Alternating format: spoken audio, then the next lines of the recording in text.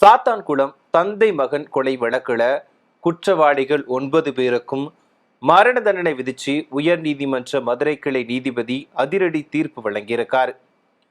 தூத்துக்குடி மாவட்டம் சாத்தான்குளத்தைச் சேர்ந்த ஜெயராஜ், அவரோட மகன் பென்னிக்ஸ் ஆகியோர் சாத்தான்குளத்துல செல்போன் கடை நடத்திட்டு வந்தாங்க. கொரோனா ஊரடங்கின் போது குறிப்பிட்ட நேரத்தை தாண்டி கடையை திறந்து வச்சிருந்ததா சொல்லி 2 பேரையுமே கடந்த 2020ஆம் ஆண்டு ஜூன் 19ஆம் தேதி இரவு சாத்தான்குளம் போலீசார் காவல் நிலையம் அழைச்சிட்டு போய் கடுமையா தாக்கியிருக்காங்க. இதுல ஜூன் 22ஆம் தேதி பென்னிக்ஸும் 23ஆம் தேதி ஜெயராஜும் பரிதாபமா உயிரிழந்தாங்க. இந்த வழக்கை சிபிசிஐடி விசாரித்த நிலையில உயர் நீதிமன்ற மதுரை அமர்வு உத்தரவின்படி சிபிஐ விசாரணைக்கு மாற்றப்பட்டுச்சு.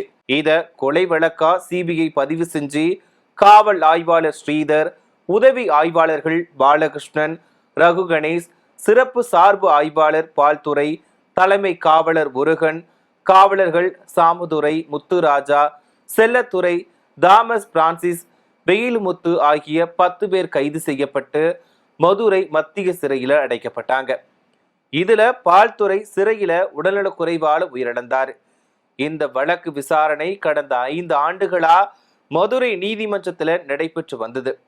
மொத்தம் 100க்கும் மேற்பட்ட சாட்சிகளிடம் விசாரணை நடத்தப்பட்டுச்சு. இதை தொடர்ந்து கடந்த 23ஆம் தேதி நீதிபதி முத்துக்குமரன் தீர்ப்பளித்தார்.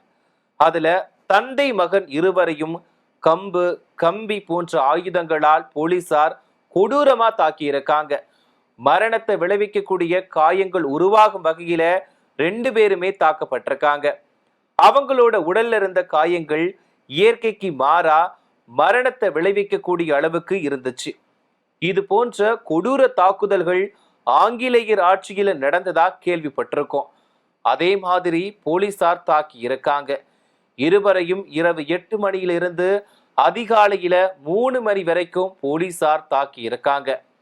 அது தவிர 2 பேர் மீதும் போலீசார் பொய் வழக்கு பதிவு செஞ்சிருக்காங்க. இதுக்காக போலி ஆவணங்களை உருவாக்கி இருக்காங்க. போலீசார் தாக்கியதால தான் தந்தை மகன் 2 பேருமே உயிரிழந்தாங்க அப்படின்ற முடிவுக்கு நீதிமன்றம் வருது. சாட்சியங்களோட அடிப்படையில 9 பேர் மீதான கொலை குற்றச்சாட்டு சந்தேகத்துக்கு இடமே இல்லாம நிரூபிக்கப்பட்டிருக்கு.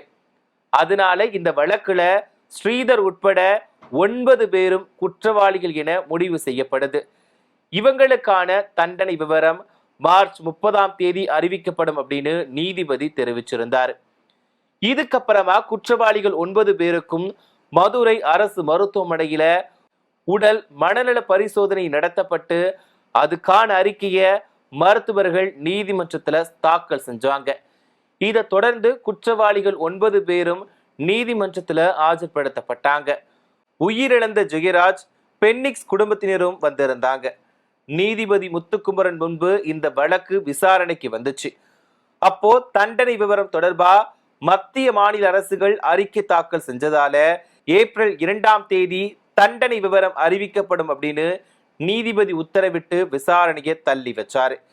இதுக்கு இடையில குற்றவாளிகள் 9 பேருக்கும் உச்சபட்ச தண்டனை வழங்க வேண்டும் அப்படின்னு உயிரிழந்த ஜெயராஜ் குடும்பத்தினர் வலியுறுத்தி இருந்தாங்க. இந்த நிலையில தான் நீதிபதி முத்துக்குமரன் முன்பு இந்த வழக்கு விசாரணை மறுபடியும் வந்துச்சு. இது அரிதினும் அரிதான வழக்கு அப்படின்னு நீதிபதி சொன்னாரு. தந்தை மகன் இருவரையும் இரவு முழுவதும் காவல் நிலையத்துல அடைச்சி வச்சு விடிய விடிய தாக்கி கொடுமையா கொலை செஞ்சிருக்காங்க. ஜெயராஜ் மற்றும் பென்னிக்ஸ பழி வாங்கக்கூடிய நோக்கத்துல தாக்கி இருக்காங்க.